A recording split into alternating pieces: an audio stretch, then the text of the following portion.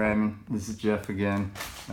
Just did a baggie test where you stick your hand in the bag and you feel the paint.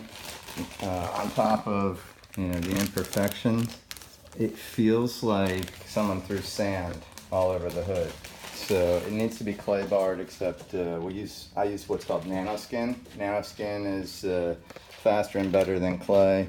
So I use basically anything that touches the paint has the potential to mar the paint, but sometimes you got to mar the paint, unfortunately, even more to fix it. So what I do is I spray some lubrication on here. This is basically just some ONR.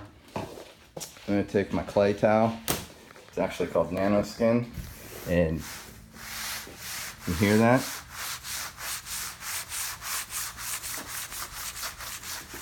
Alright, now listen for the sound to go away. Okay, now it's not as loud. Those are the contaminants coming off the car. Here, I'll do it up here.